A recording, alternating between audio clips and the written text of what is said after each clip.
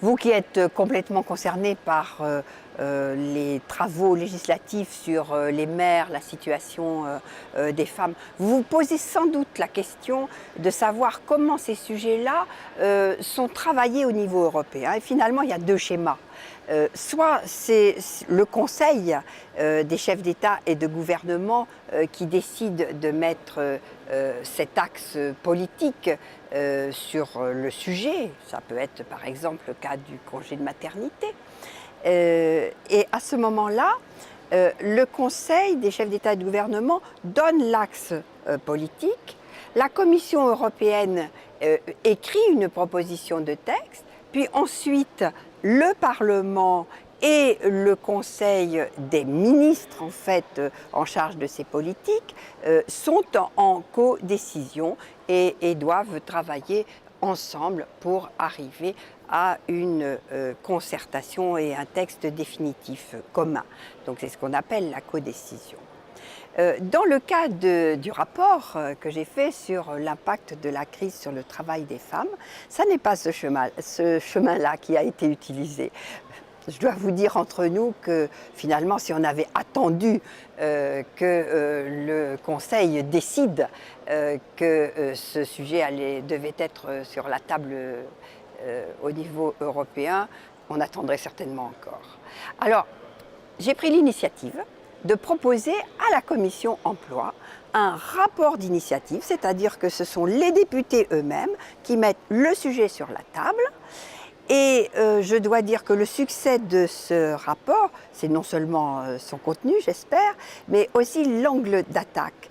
Le fait d'être rentré dans la problématique des mères et des femmes au travail par le biais de l'économie a apporté beaucoup plus d'intérêt que si on avait mis sans doute un autre thème en avant, si on avait simplement mis stricto sensu le problème des mères au travail.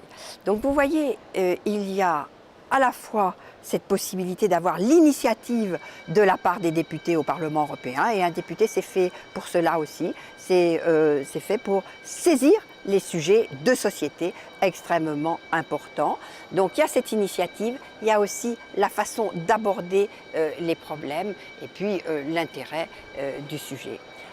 Je pense qu'il est aussi important de savoir si le Parlement, si les commissions, si le Conseil des chefs d'État et de gouvernement sont réceptifs aux problèmes des mères. Là, vous avez compris, ma réponse est beaucoup plus nuancée. Le Conseil des chefs d'État et de gouvernement, ma foi, peu réceptif. C'est pour ça que j'ai fait un rapport d'initiative finalement.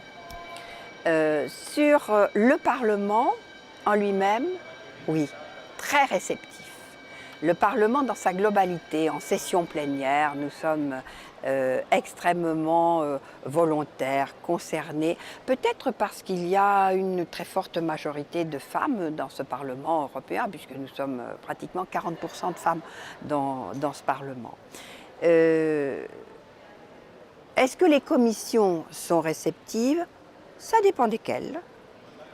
Est-ce que les groupes politiques sont réceptifs? Ça dépend desquels.